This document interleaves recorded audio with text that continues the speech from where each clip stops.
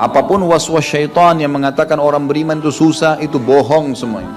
Demi Allah orang beriman itu bahagia, tenang, bisa mendapatkan semua dunia. Allah janjikan, tidak mungkin salah.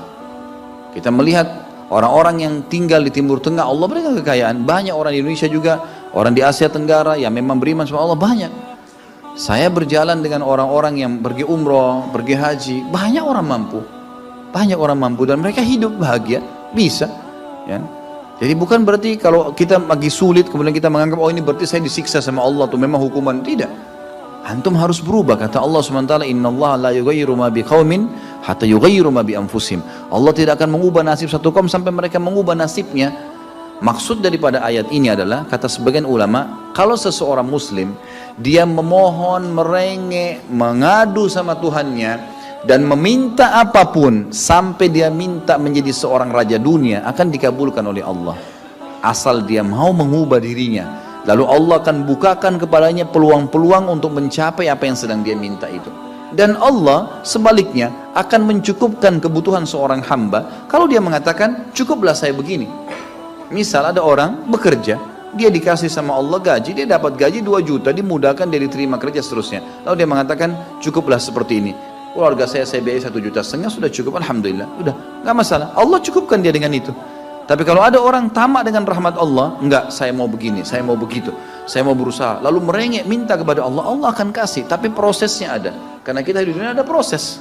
Makanya Umar bin Abdul Aziz rahimahullah mengatakan, sungguh saya ini memiliki pribadi yang tumuh. Tumuh itu orang yang selalu antusias mendapatkan yang terbaik. Beliau waktu jadi masyarakat biasa, beliau minta kepada Allah agar menjadi gubernur Madinah. Dan beliau mengatakan terus saya menggencot doa itu setiap malam sampai Allah kabulkan saya jadi gubernur Madinah. Gitu kan? Kemudian setelah itu saya memiliki antusias yang lebih besar untuk menjadi khalifah. Dan terus saya berdoa sampai Allah nobatkan jadi khalifah. Padahal Umar bin Abdul Aziz tidak bisa jadi khalifah pada saat itu kalau sesuai dengan jalur keturunan. Semestinya ada orang lain. Dia memang keturunan Bani Umayyah, tapi bukan dia semestinya pada saat itu menggantikan khalifah. Tapi subhanallah sebelum meninggal khalifah sebelumnya menulis surat bahwasanya yang datang setelah saya adalah Umar bin Abdul Aziz, padahal bukan dia. Makanya setelah Umar bin Abdul Aziz meninggal kembali kepada keturunan raja yang pertama. Tapi Allah selipkan dia menjadi khalifah di situ. Dan dia mengatakan saya mendapatkan semua apa yang saya inginkan dengan tumuh saya, dengan antusias saya yang besar, dan saya mohon kepada Tuhan saya sampai Allah kasih. Jadi Allah kasih teman-teman sekalian. Tapi bagaimana kedekatan antum kepada Allah subhanahu wa ta'ala? Bagaimana kita merengeknya dengan Allah? Bagaimana kita memohonnya dengan Allah? Tidak ada yang mustahil. Coba terus minta sampai Allah kasih. Karena setiap seseorang hamba mengucapkan Rabbana atau Allahumma, atau kita mengatakan dalam maksudnya ya Allah, wahai Tuhanku. Begitu kita mulai memohon, itu sudah ada garis startnya ucapan kita. Ada garis finishnya. Tinggal antum sabar sampai garis finish enggak? Banyak orang berdoa baru pertengahan sudah berhenti dengan alasan Allah belum kasih. Allah mau lihat ini orang bener nggak, serius nggak.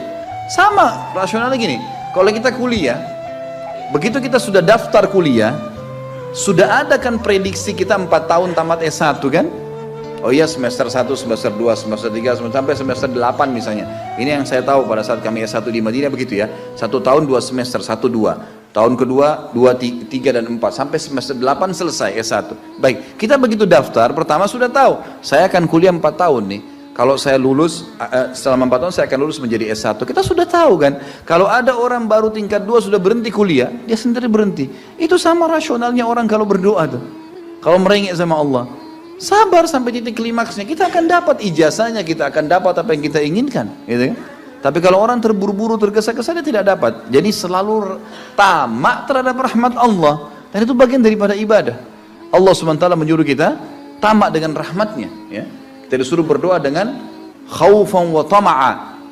Khauf, takut dengan azabnya Allah, jangan masuk neraka, dan tamak terhadap rahmat Allah. Minta terus agar Allah SWT memberikan kepada kita rahmat yang luas, ditambah, diberikan karunia. Antusias teman-teman sekalian. Orang mukmin itu selalu optimis. Tidak ada kata-kata pesimis, tidak ada kata-kata putus asa, nggak ada kata-kata dendam. Berlalu, qaddarallah ma syaa fa'al. Allah sudah takdirkan dan sudah terjadi. Kata Nabi SAW, kalau terjadi sesuatu pada kalian, katakan Allah sudah takdirkan, sudah terjadi. Buka lembaran baru, jalan sekarang, gitu kan?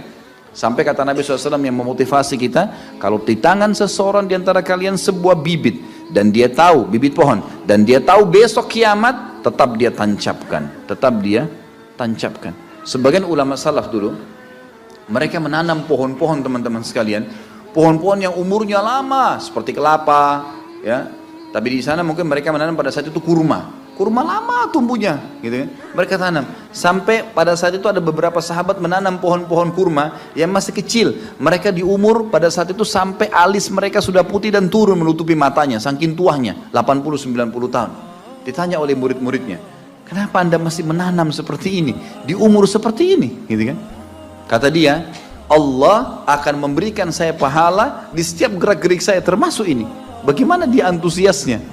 Artinya ada hadis Nabi mengatakan tidak ada seseorang yang menanamkan sebuah pohon kecuali kemudian ada burung yang hinggap di situ, atau manusia ya yang hinggap bernaung, atau mungkin hewan-hewan ulat atau apa saja yang memakan daunnya atau buahnya, kecuali jadi pahala buat dia. Jadi selalu ada motivasi untuk menjadi orang yang terbaik, ya. Makanya juga dalam masalah surga begitu. Kata Nabi SAW, kalau kalian minta surga Firdaus, surga yang tertinggi.